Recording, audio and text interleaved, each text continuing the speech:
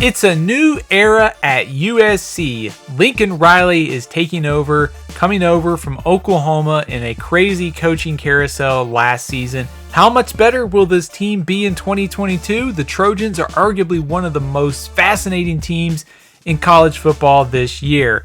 I'm StevenLCFB. Please subscribe to my YouTube channel. We've got more great and in-depth college football coverage coming all year round right here on YouTube. Last season, things quickly spiraled out of control for USC. They beat San Jose State in the opener, lost to Stanford 42-28. That resulted in Clay Helton's dismissal as head coach.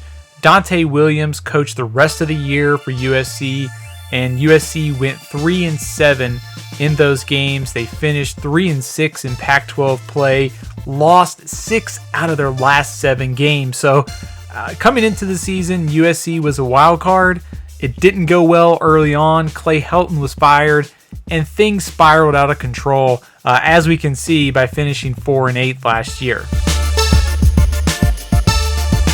The offense will be under the spotlight because we know Lincoln Riley's track record from Oklahoma, consistently producing some of college football's top offenses, quarterbacks that contend for the Heisman Trophy. So I think it's going to be fascinating to see how everything comes together for the Trojans this year. They bring back 6 returning starters, but it's almost not worth looking at the stat sheet because there are so many new faces on this team this year. Every position pretty much features a transfer.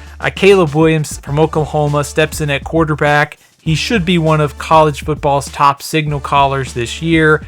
Travis Dye and Austin Jones, 2 Pac-12 transfers coming to USC.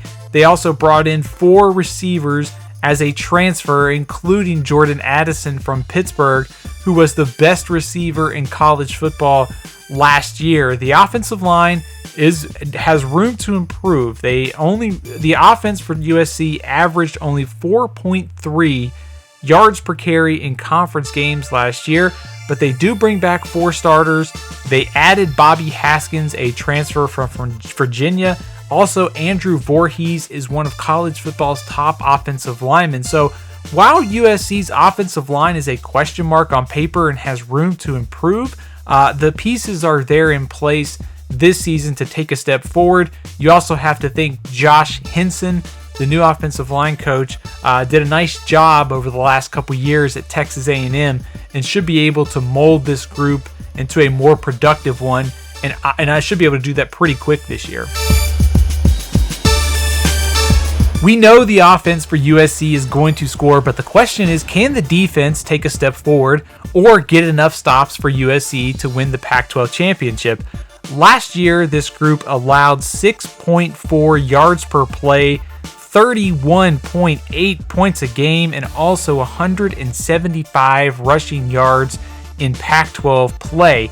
Also, this group struggled to stop the pass. They gave up too many big plays.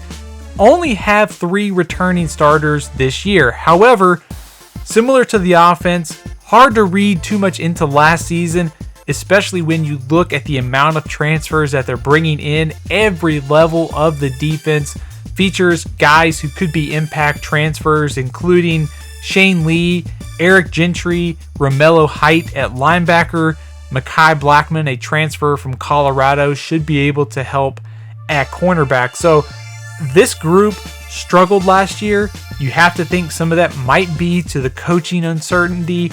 This year, you could argue they have more talent on the roster. It's been upgraded to the transfer portal. The question is going to be similar to the offense. How does it all mesh together?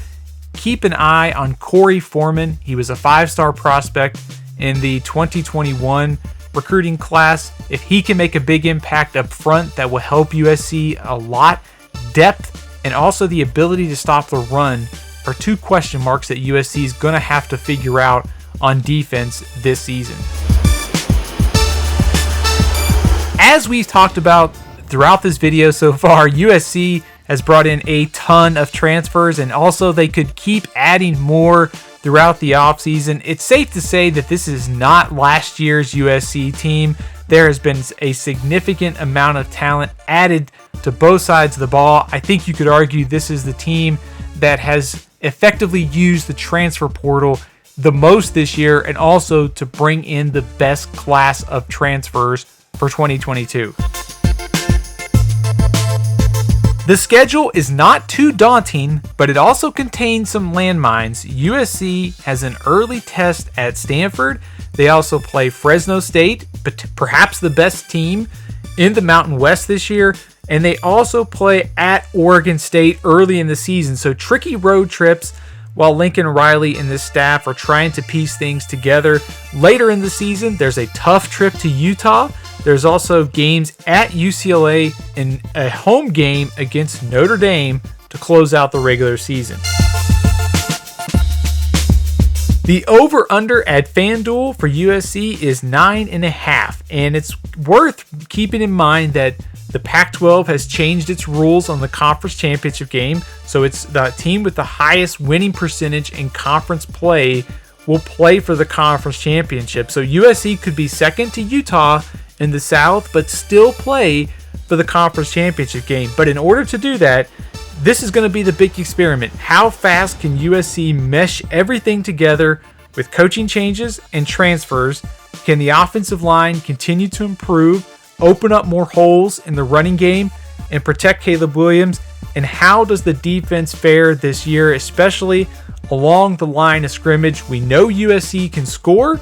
The question will be, can they get enough stops? If they can, this team can win the Pac-12. If they can't, they're likely to fall short and finish somewhere in the top 10 to 15 of college football this year. But expect big improvement from Lincoln Riley in his first season at USC.